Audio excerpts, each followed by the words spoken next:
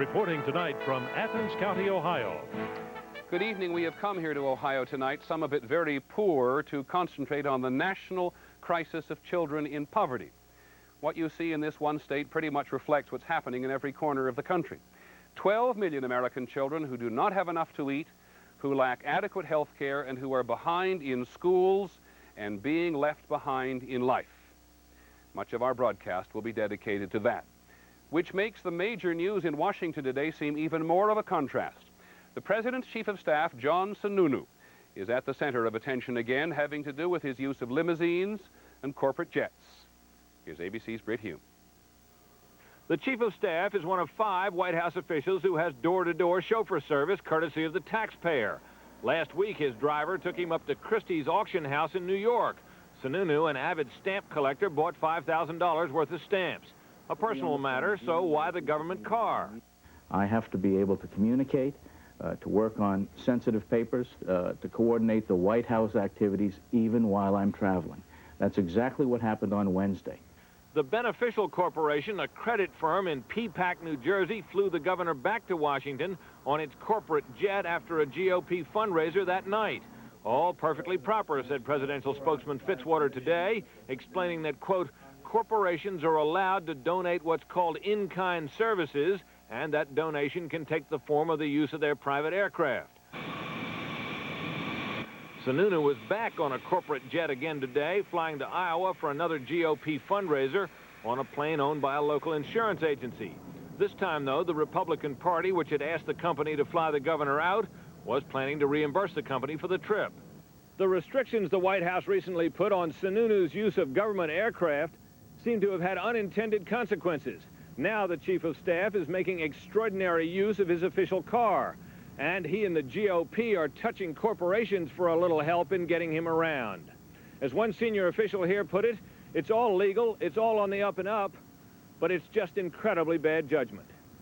Britt Hume, ABC News, the White House. Well, as anyone who lives in this neck of the woods will tell you, Athens County, Ohio seems a long way from Washington, geographically and very often emotionally. Our unusual concentration on children in poverty is going to last a couple of weeks this week here in Ohio, because all the statistics and many of the situations match the rest of the country. We'll try to communicate what it's like for poor families with children.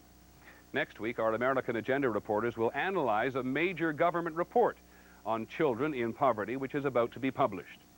We will try not to bury you in statistics, but here is one which is just about average for the nation. A single mother with 2 children, a fairly typical example of a poor family, gets a little more than $550 a month. On Thursday, he'll meet with President Bush, who has something of a dilemma. The White House wants the kind of far-reaching economic reforms Mr. Yeltsin is pushing for, but it does not want to undermine Soviet President Gorbachev, who is already under attack by some at home for having gone too far. ABC's David Ensor is in Moscow. On Soviet television tonight, President Gorbachev tried to put the best possible light on things, saying 9 of the republics are close to agreement on what the political structure of the Soviet Union should be. But for 2 days in the Soviet parliament, his policies have been taking a beating from those who are opposed to major reform, nervous he'll give up too much power to the republics, and contemptuous of his plea for Western financial help. Our leaders are stretching out their hands to beg from other countries. The West is not going to help us. Prime Minister Valentin Pavlov asked that Gorbachev's current powers to rule by decree be taken away and given instead to Pavlov and his ministers. And regarding the proposed rescue plan, which was drawn up with Gorbachev's blessing at Harvard University, Pavlov was scornful.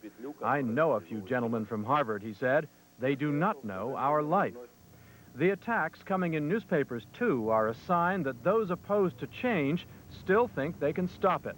That warning from former Foreign Minister Edward Shevardnadze. The democratic movement, democratic forces cannot rest easy.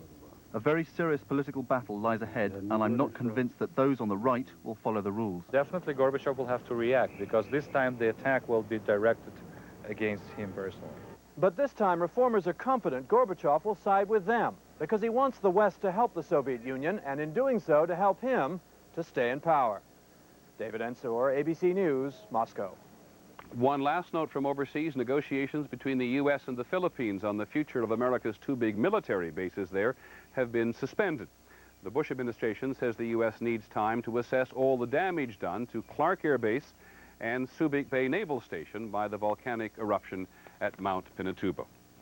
In a moment, on the back roads of Athens County, what the children can look forward to.